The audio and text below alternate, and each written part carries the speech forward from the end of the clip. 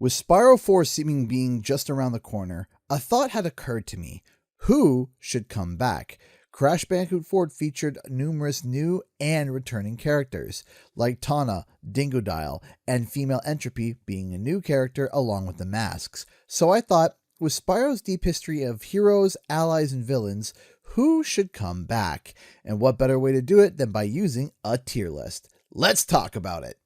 So, without further ado, let us begin. Now, of course, I don't have Spyro and Sparks here because obviously Spyro and Sparks will be here. So just imagine Spyro and Sparks being in here. So what I've essentially done is I've gone through and tried to collect every at least semi-relevant side character, boss, or character from all the Spyro games from on the mainline console. And we have a few rankings here. We have yes. We have if it makes sense, we have major overhaul, Easter egg, and just flat out no.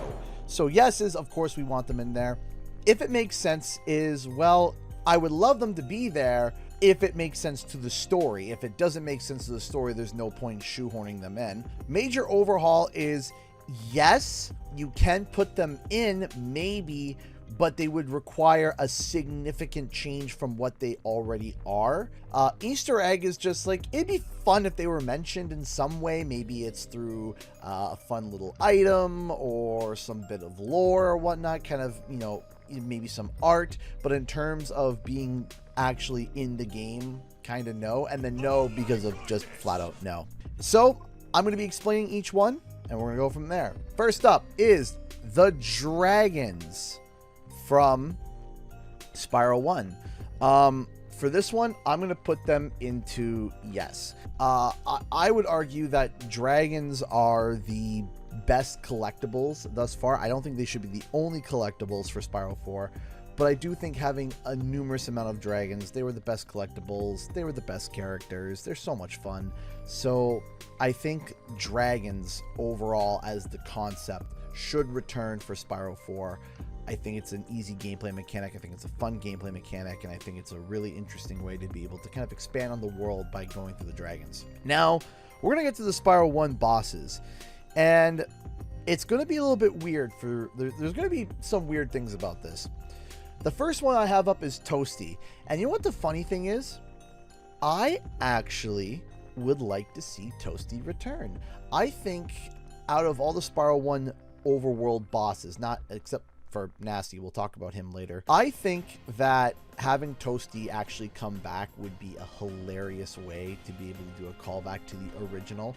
And I think him coming back in a new way where it's still a scarecrow, maybe it's like a mecha scarecrow at this point, or it's this angry sheep that now has this vendetta against Spyro. I think that would be a really fun narrative to explore, and I think it would be really good. Then we have Dr. Shemp. As much as I love Dr. Shemp and would love to throw him into if it makes sense or even yes, I have a hard time figuring out how he could get in, and it kind of makes sense. I don't really want to have a major overhaul either because he's good as he is, but I also don't want to know. So I think putting Dr. Shemp in as an Easter egg would be perfect. I also think that it's kind of like a callback to whenever you looked in the code for Spyro, it was I always got the Shemp, and it was always this Easter egg. And I think having a Dr. Shemp Easter egg would be a great callback to the fact that Shemp was an Easter egg. Blowhard, no, just no. Blowhard is one of the weakest bosses even in the original game. He's not that great. I've never liked Blowhard in his original form, in his reignited form. Blowhard has always just been kind of exactly that, just kind of a blowhard, so no. Next up, we have Metalhead. Metalhead's a really fun design.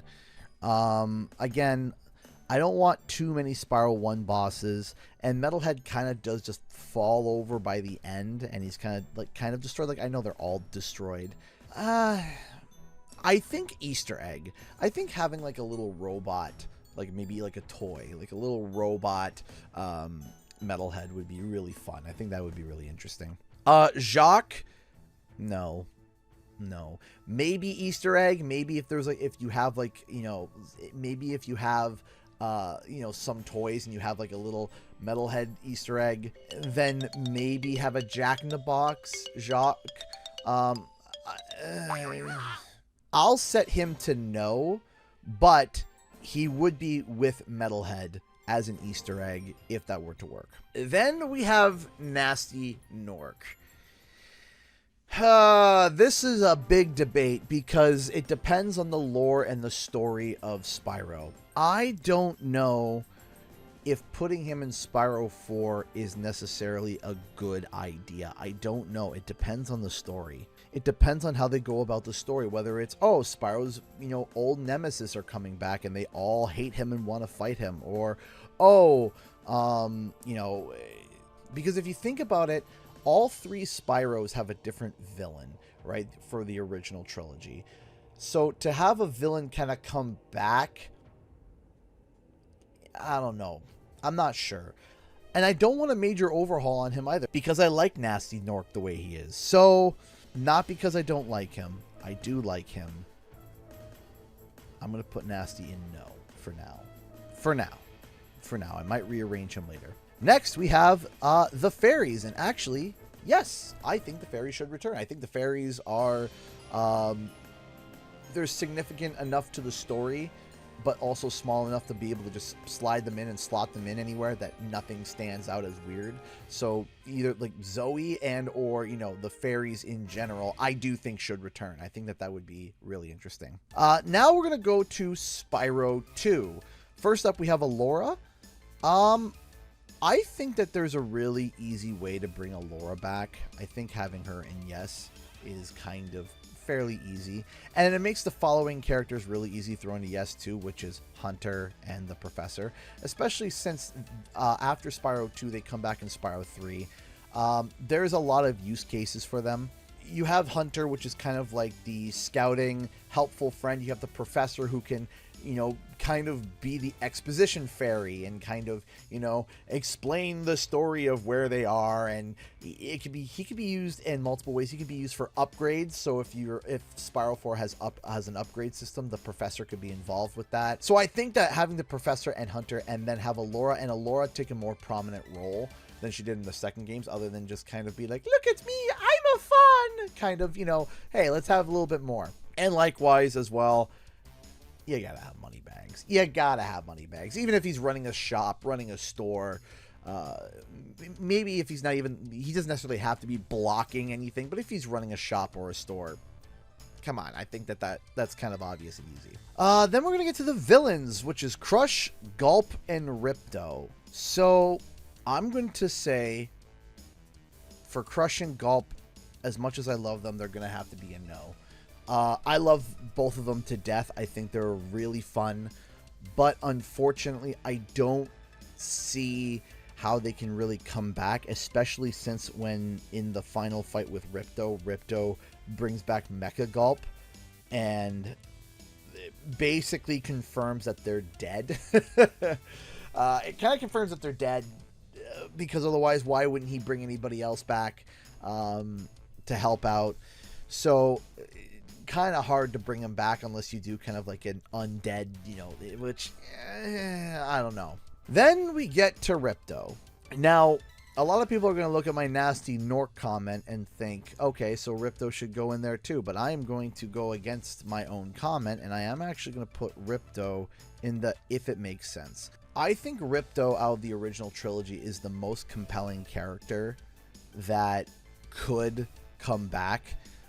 Even though we see him falling in lava, we also saw the sorceress fall into lava too, and in the first fight, and then you see her, kind of reaching out the lava and coming back. And Ripto has some sort of magic. There could be some explanation for it. I think that there is a story where you could explore Ripto, and I've spoken about this in the past, where wherever Ripto came from, he was like, hey, no dragons, wonderful, but Spyro doesn't recognize him. So wherever Ripto came from, he knew that dragons existed, but it wasn't from the dragon realms. So I do think that there's a plot thread there that could be explored that would be really, really interesting. Now, would it be you necessarily exploring Ripto or Ripto showing up, or just going to the world where Ripto came from, right? So either if it makes sense, I'll put him in Major Overhaul because it might be that he's still dead, but we go and explore kind of the backstory of where he came from and all those issues, or if he's still alive and he's now transformed or whatnot. So, if, I would put him in between here if there was an option where I can kind of put him in the middle. For now, I'll lean it to Major Overhaul, but I think that would work. Next up, we have Bianca. I don't have strong feelings for or against Bianca, but since we do have Hunter, I'll throw Bianca into if it makes sense, because there is a little bit of a plot aspect here, because Bianca can use magic. So if Bianca can use her magic to help Spyro in some way, I think that she should be involved in somehow. But if she can't use magic and she's just an NPC just standing there, no. So if it makes sense, and because Hunter is there, sure, we could have Bianca. But if there's really nothing for her to do, I think we should go this way. And by the way, yes, we're going to Spyro 3 now. we're onwards to Spyro 3.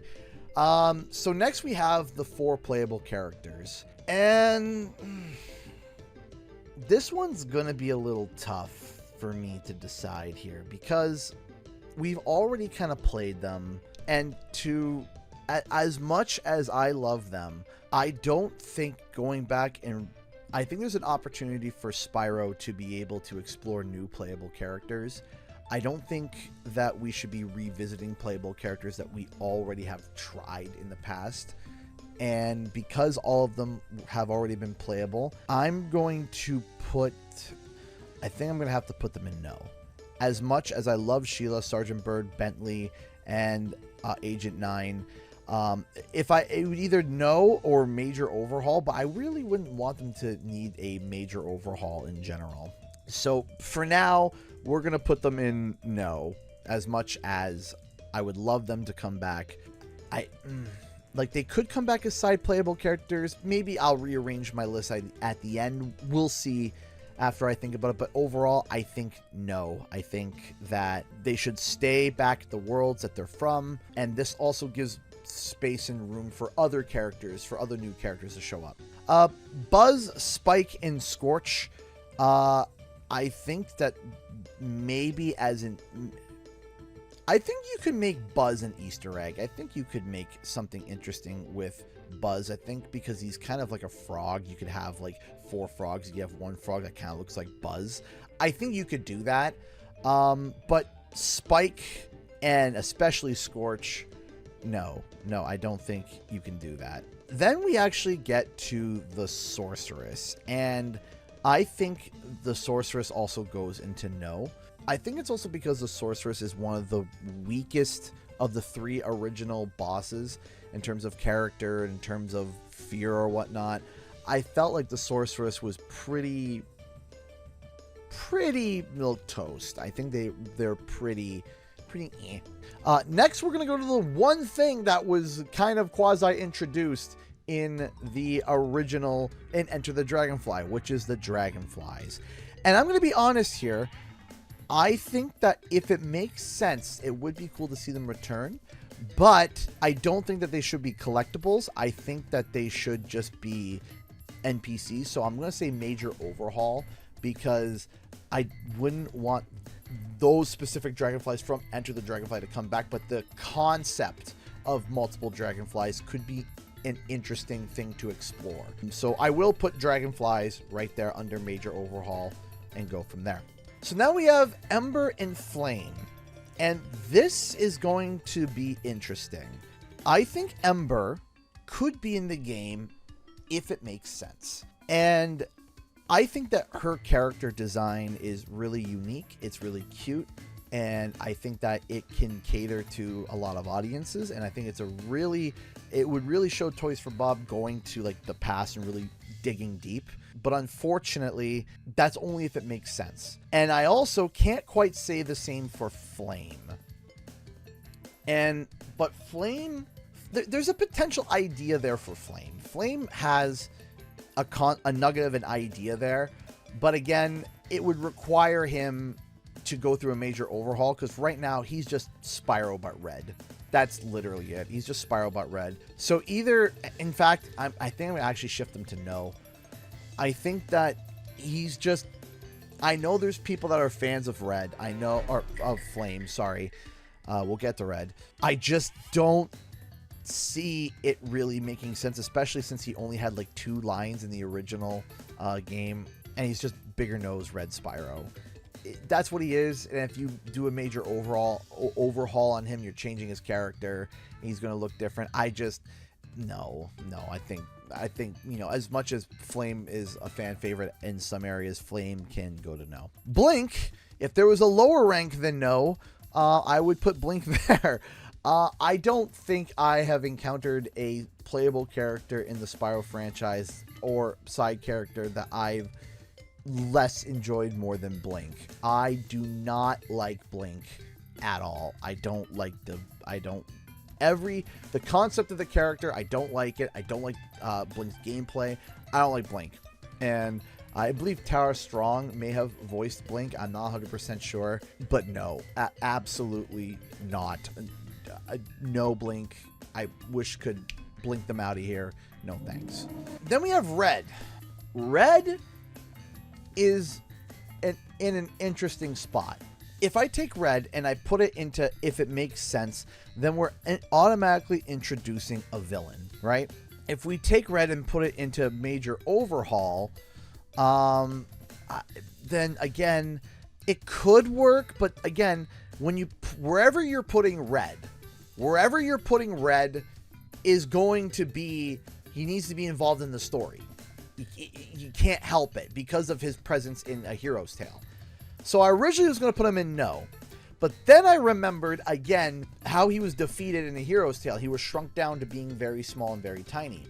So I conceded it would be pretty funny to see Red as an Easter egg, where maybe Spyro enters some sort of area where there's some sort of person that like collects baubles and like, oh, I collect knickknacks and baubles, and there's a store, and in there you see a tiny version of Red beating on the glass, trying to get out, trying to escape. You just see Red going to town, and it's never acknowledged, but you see it in the background, and anybody who's a fan would see that and laugh, and people who aren't a fan would just say, oh, what's that little dragon doing back there? And then when they find out it was a villain that got turned tiny at the end of the game, and now he's trapped in the back. So I think that would be funny. I think having Red as an Easter egg would be funny. And then we have Mrs. Shoutfire. Now, I almost didn't include her. Because she technically is a very small side NPC, but because she's tied to a main collectible in the Hero's Tale, which is the eggs, I decided to put her in. I think that she could be an Easter egg as well. I think Mrs. Shoutfire could be an Easter egg. I think that would be really cute and really funny. And people who would not know the character would think it's a Mrs. Doubtfire reference, which of course it is.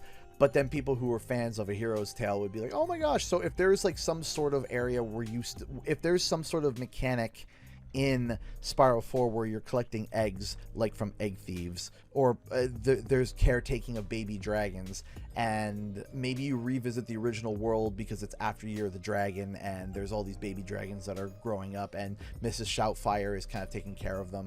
You know, that would be interesting. So I think that actually I would put her in either Easter egg or major overhaul. I might put her into major overhaul. I think that there is a space for her in some way if it makes sense to the story, even though it's, you know, she's a funny side character.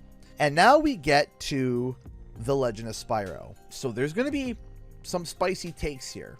Ignitus, I think, should show up if it makes sense to the story. I like the idea of Ignitus. Ignitus kind of being that tutoring, overseeing dragon. I think that Ignitus would be really interesting. And because he takes such a close role with Spyro, and of course Ignitus being a fire dragon, and you know, it kind of connecting with Spyro, who's also a fire dragon, I think that would be really cool. So I would put Ignitus into yes.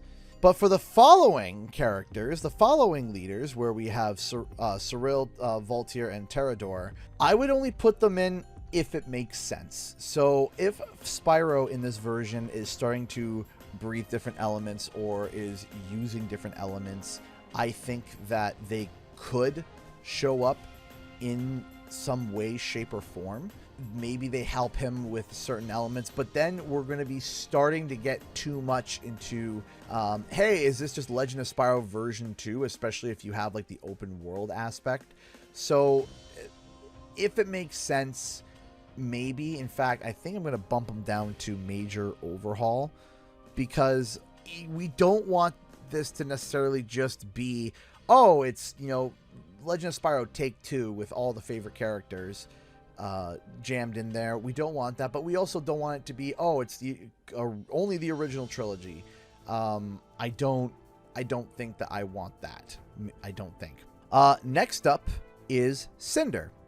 Now, most people would just slap her into yes. I would have, but I'm going to actually slap her into if it makes sense, because again, Spyro being the only young dragon, and then we just start introducing newer characters, like young dragons as well.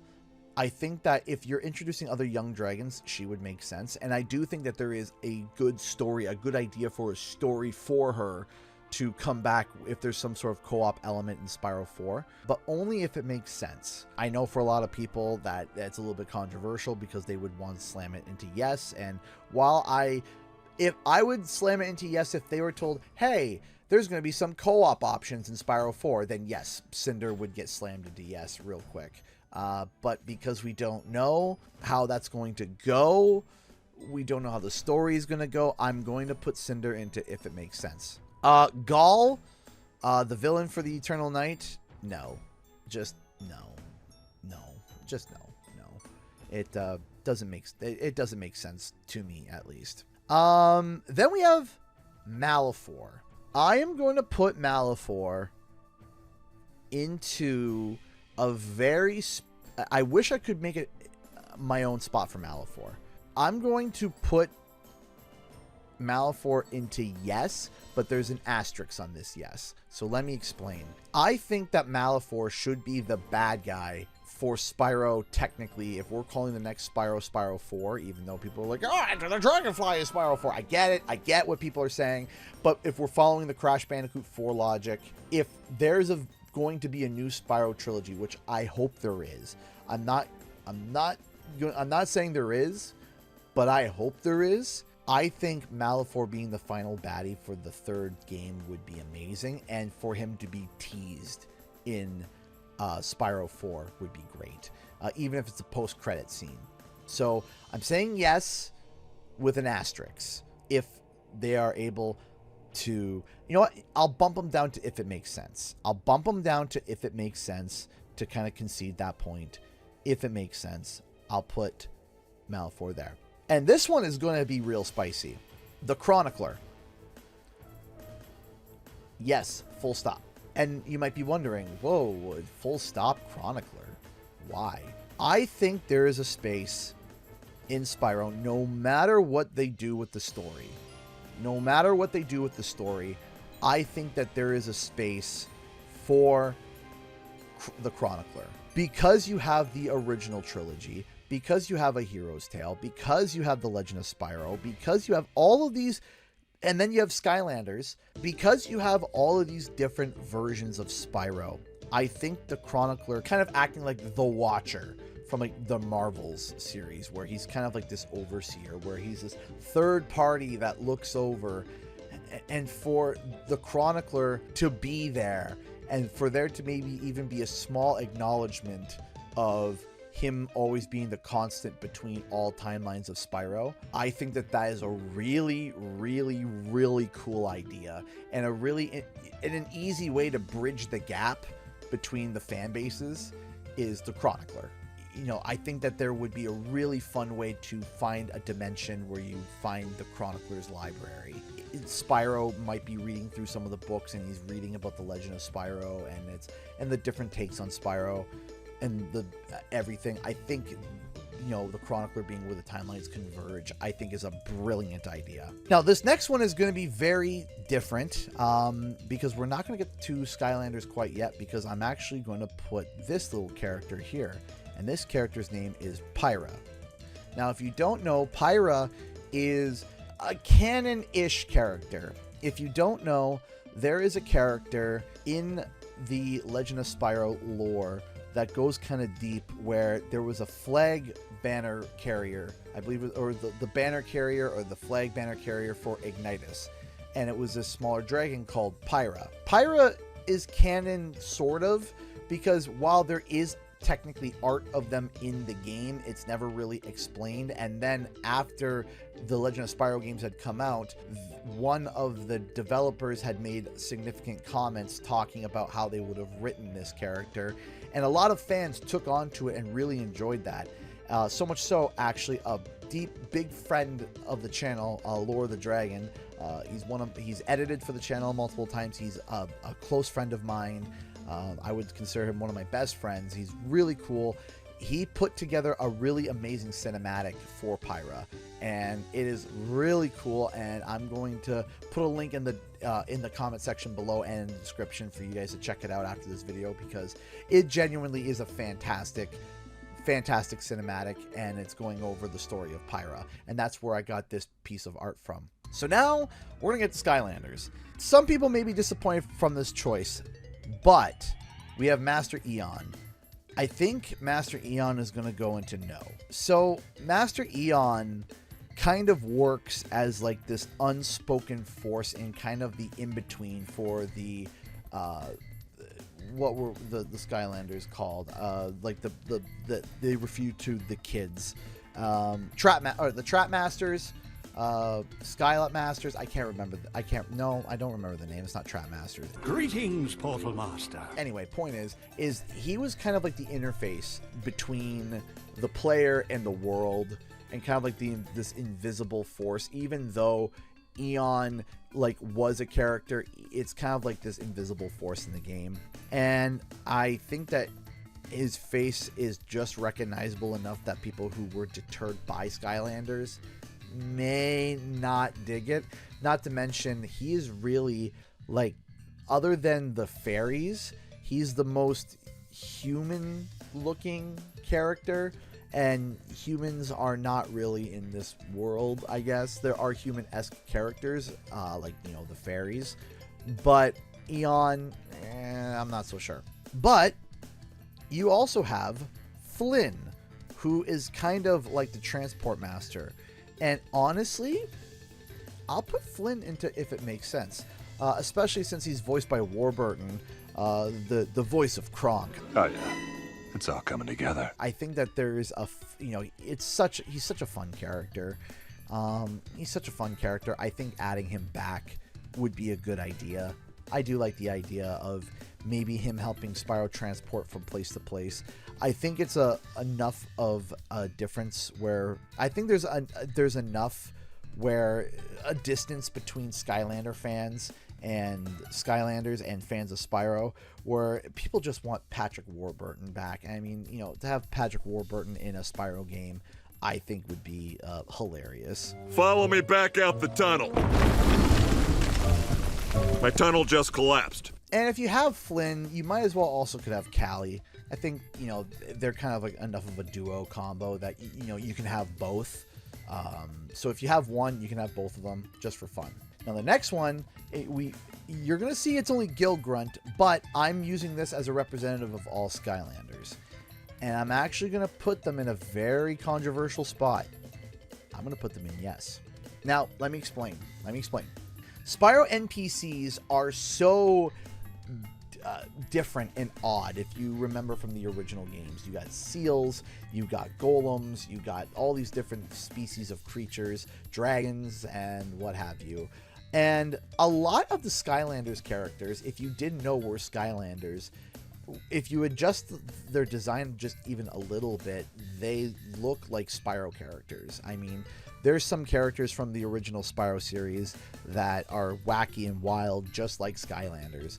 So I'll be honest with you, I think that this would be a to have Spyro show up and help go to a world, go underwater, and there's an army of Gilman down there. And Spyro has to do a side quest for them. And Spyro doesn't recognize them, but there can even be a funny banter where it's like, you seem familiar. I can't put my gill on it. Well, whatever, right? Whatever, stuff like that. I think that would be really funny. I think that would be really interesting. It's different enough that people who were absolutely offended by Skylanders would not be offended by them because their designs are so different, but people who did love and enjoy Skylanders when growing up would be like, oh my gosh, a Skylander! And they know it and they recognize it and it's great. Next is Buzz from Skylanders, and I'm going to have to put Buzz in a firm no. Buzz only showed up for a short period of time, and also has the same name as a previous boss, which was, Buzz here. So it's kind of like you have two characters with the same names in the same universe. It doesn't really work. It's kind of odd, so no. Next is Hugo. Hugo was in the Skylanders for a long time. Kind of like, giving information and kind of working with Master Eon. I'm going to put him as a no. And the reason why is because if you have Master Eon here and you have Hugo there, the thing is that Hugo's job can be kind of taken over by anybody up here. The professor could take his role. Alora could take his role. Because of that, I don't think that he's necessarily as iconic enough to be able to stand out, in my opinion, but that's just me. Next up is an interesting character. We have Mags. Mags is interesting simply because there aren't really any mechanics in the Spyro universe that I can think of, and maybe I'm forgetting somebody, but I think Mags coming back actually as some sort of, if there are some sort of tech issues that need to be repaired within the story, I think Mags could actually come back and is different enough. And I like Mags. I really do. I like the voice acting of Mags. I like the character.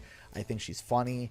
One of the bright spots for when I was playing Skylanders. So personally, if I saw Mags come back, I would be pretty hype. I think that that's pretty cool. Next, we have Tessa.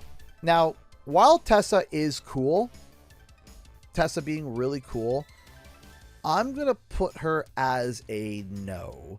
And the main reason is kind of really simple. It's Cat Alora. I mean, it's Cat Alora. It's the same color theme, same idea. If you're going to ask me which one am I going to go with, Tessa or Alora, I'm going to go with Alora. And then if you overhaul her, she doesn't really add to it. So unfortunately, no. And last, and certainly not least, we have Chaos. Now, Chaos has been so far on every part of this list except for Major Overhaul. Chaos has been on If It Makes Sense. He's been in Yes. He's been in No. And I've been hemming and hawing on it. And I think my final choice for Chaos is going to have to be Easter Egg. I think having Chaos show up as an Easter egg would be our best bet. You can't really, if you overhaul him, people are not going to be happy about that and kind of make him unrecognizable. If you put him into If It Makes Sense, you're automatically putting Chaos as basically the villain, because that's what he is. He's the major villain of every game. So he can't be some sort of side villain. And then if you make him the main villain, everyone's going to get upset because it's going to be, oh, it's Skylanders once again, which I don't want that to happen either.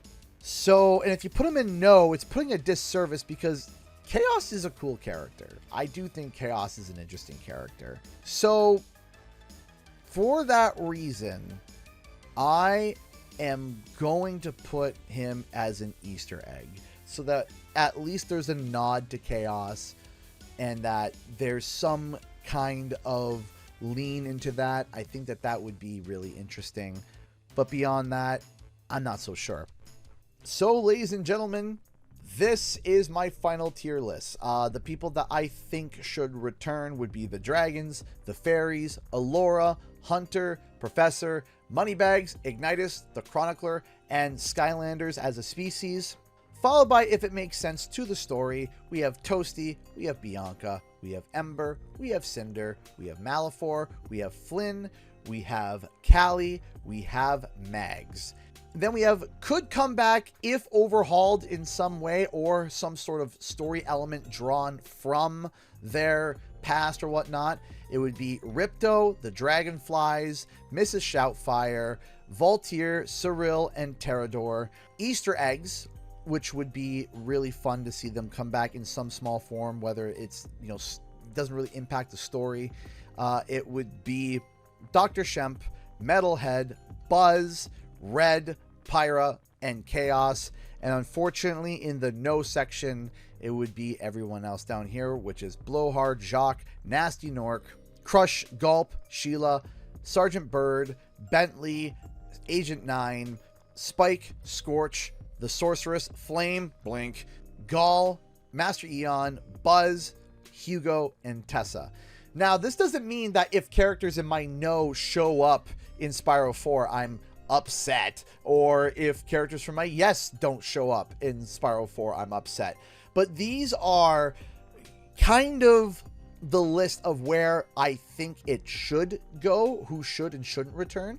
But this is also just my opinion. I want to know, what is your opinion? Who should come back? Who should stay away? Who should be an Easter egg? Or what characters have I missed? If I missed any that you think should be mentioned here, comment below and let me know. Anyways, guys, thanks so much for watching, and I'll see you guys in the next video and our live stream. Bye-bye!